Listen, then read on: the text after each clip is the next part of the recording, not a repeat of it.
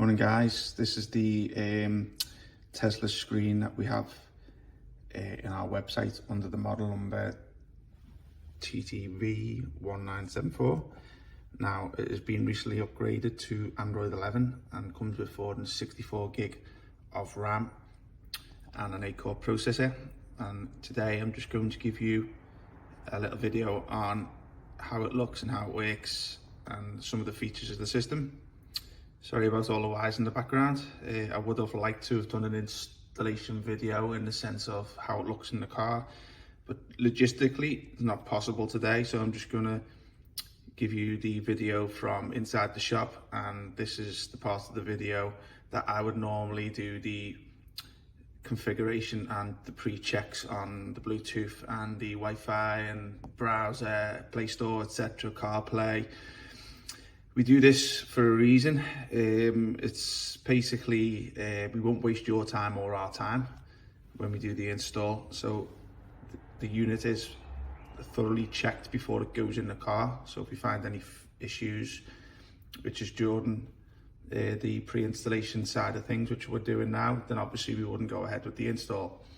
That is what makes us a little bit different from other installers, because if you go and take it to an independent installer, they'll obviously strip your car down and put the unit in, and they won't even check things. And if they do by chance find an issue, they'll obviously tell you, hopefully, and then they'll charge you labour.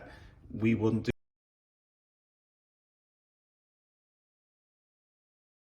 So for the purpose of the video, I have set up a few things such as Wi-Fi and Bluetooth, just to quicken the video up.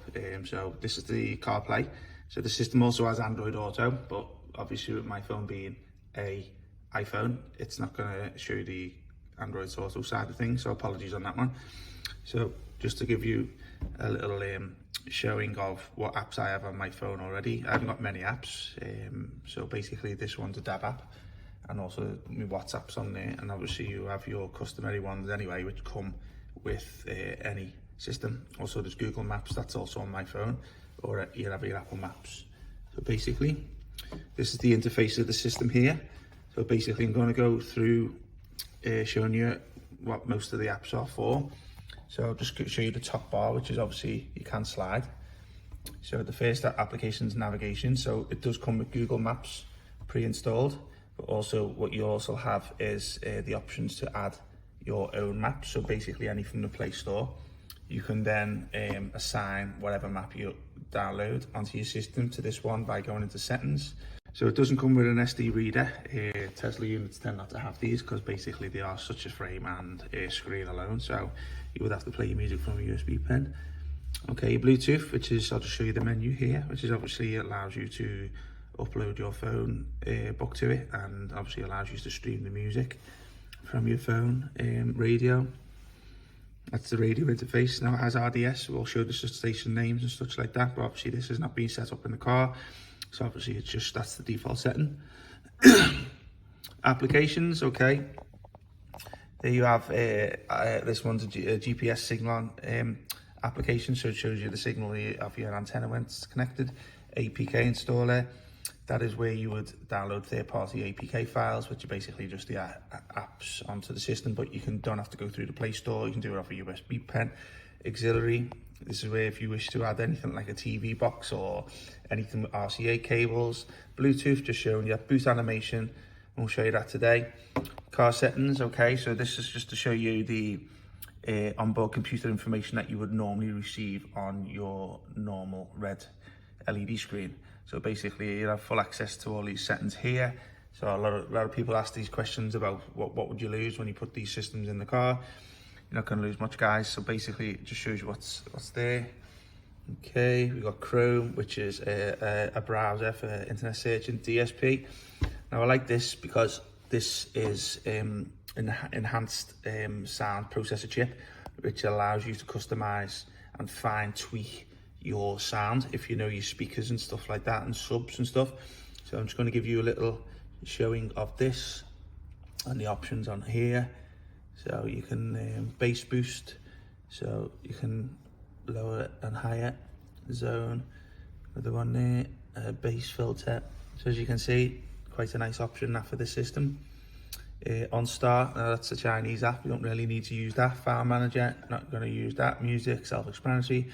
Play Store, okay, this is where you download all your applications.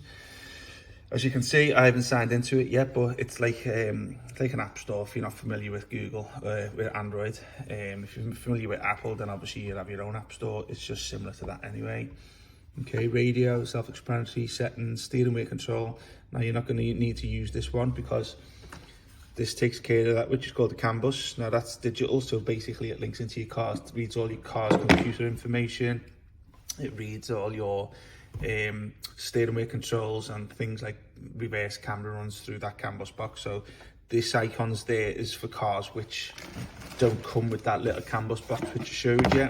It's for analog, which is basically the older version cars. So if you've got the little box, you don't really need to use that. T-Link, this is where you play your Apple CarPlay through and your Android Auto, and obviously video there, which is on the home page. But you can download lots more applications to it yourself. You can change the skin of the fascia by downloading Car Launcher or Car Guru if you want, but that's pretty much summarizes what the system has today, and hopefully I will be able to take another video soon of installed in the car. But as I said, apologies on that one today. We're just logistically it's just not possible due to time frame, so watch out for a new video soon.